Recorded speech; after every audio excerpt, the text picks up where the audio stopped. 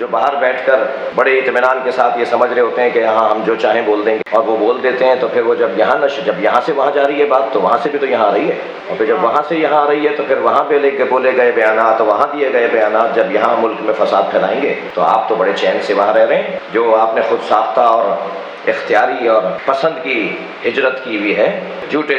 Letter لے کر کے صاحب ہم پہ حملہ ہو رہا تھا، ہمیں وہاں اسائلم مل جائے، بیٹھ کر آپ نے، میں جن کی بات کر رہا ہوں انہیں کی کر رہا ہوں، جنہوں نے ایسا نہیں کیا وہ ناراض رہا ہوں، پھر وہاں بیٹھ کے تبرہ کی باتیں اور کھلی باتیں اور نام لے کر جو ہے وہ باتیں کرتے ہیں، اور پھر یہاں پر جب فساد ہوتا ہے تو آپ کا تو کوئی تعلق ہی نہیں ہے اس سے، آپ کو تو پریشانی نہیں ہوتی اس کے۔ اس لیے بہت ساری باتوں کو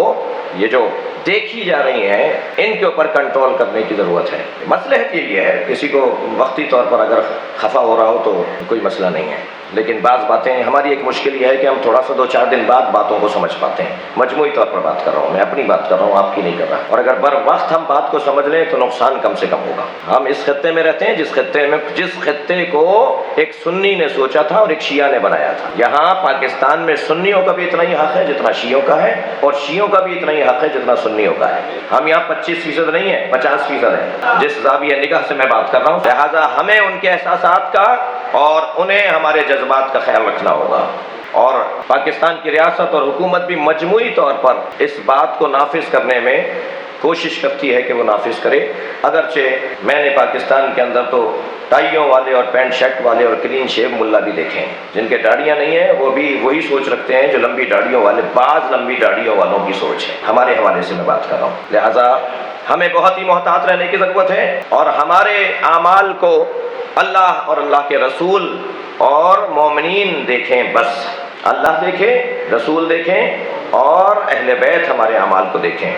معاف کیجیے گا کچھ باتیں اس لیے بھی کر رہا ہوں کہ کل دن جو آنے والا ہے اور آج کا دن جو ابھی شروع ہوا ہے، یہ 2 دن پاکستان نہیں پوری دنیا کے تشیع، تاسوعہ اور عاشورہ، یہ 2 دن پوری دنیا کی تشیع کے لیے جان سے زیادہ عزیز دن ہے۔ ہمارا سب کچھ قربان ہو جاتا ہے، کر سکتے ہیں، کر دیتے ہیں 9 اور 10 محرم پر۔ کسی کو اپنا کندھا نہیں دینا استعمال کرنے کے لیے، کسی کو بہانہ فراہم نہیں کرنا ہے کہ اس ملک میں عنوان اور نام اور ٹائٹل اور چہرہ ہمارا سامنے آئے اور پیچھے ارادے کسی اور کو ہیں، مقصد کسی اور کا خراب ہو۔ ہمیں استعمال نہیں ہونا، ہمیں کسی اور کے مقصد کی خاطر اپنے آپ کو پیش نہیں کرنا۔ حسین کے عزادار ہیں، مقصدیت پر مکمل توجہ ہو۔ اگر میرے اور آپ کی نگاہ میں، مثال کے طور پر میں باب العلم سے چلا ہوں اس عزاخانے تک پہنچنے کے لیے، میری نگاہ میں اگر یہ مقصد ہے میرا پہنچنے کا، سلجھت بازار میں عزاخانہ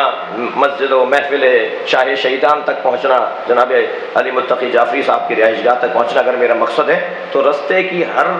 رکاوٹ، ہر پریشانی کو میں نظر انداز کروں گا، کیونکہ میرے مطمع نظر یہاں پہنچنا ہے۔ اور اگر میں رستے میں جگہ جگہ رکتا رہا تو میں پہنچ نہیں پاؤں گا، یا پہنچوں گا تو دیر ہو جائے گی۔ اگر مقصدیت میری عزاداری امام حسین ہے اور ہے،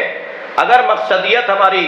سید الشہداء کا پرسہ دینا ہے جناب زہرا کو، مولا نبی کو، تو رستے میں آنے والی رکاوٹوں کو ہمیں نظر انداز کرنا ہوگا، بھاگنا ہوگا، کودنا ہوگا، دوڑنا ہوگا، بھاگنا ہوگا، پہنچنا ہوگا وہاں تک کہ جہاں اصلی ہمارا مطلب ہے۔ تو آج کا دن بھی اور کل کا دن بھی میرے عزیزوں، کسی طور بھی دیکھیں، مجلس سے خطاب آپ سے کر رہا ہوں لیکن آپ کے لیے نہیں کر رہا، یہ جا رہی ہے، کہاں تک جا رہی ہے، جائے گی۔ لہٰذا ہمیں انتہائی احتیاط کے ساتھ، توجہ کے ساتھ سمجھیں بات کو۔ مجلس کا رنگ کچھ منفرد ہے، یہاں ہر کالے کپڑے پہننے والا اثنا عشری نہیں ہے، یہاں ہر عزاداری کرنے والا حتیٰ مسلمان نہیں ہے، عجیب رنگ ہے ہمارے حصے میں جو کام آیا ہے اس کا۔ وہاں تراویاں پڑھنے والے ایک جیسے ہیں، وہاں دیوبندی بھائی ایک جیسے ہیں، وہاں اہل حدیث بھائی ایک جیسے ہیں، مگر عزاداری میں سب ایک جیسے نہیں ہیں۔ لہٰذا ہمارا کام بہت سنگین ہے۔ ہمارے درمیان شہادتیں دینے والے بھی سنی ہیں، اور ہمارے درمیان شیعوں کے حلیے میں آ کر اپنے ہی مدرسے پہ حملہ کر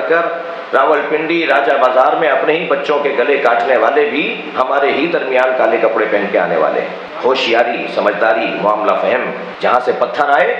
وہاں پتھر واپس پھینکنا نہیں ہے، بلکہ جیسے آپ کے سینے پر آپ کا ہاتھ ماتم کے لیے پڑتا ہے، ایسے ہی تاسوعہ اور عاشورہ کو کسی کے پتھر کو بھی ماتم سمجھ لیں کہ یہ حسین کے نام پہ ہمیں لگا ہے، جتنا زور سے لگے گا اتنا ہی زور سے لبیک یا حسین کہیں گے۔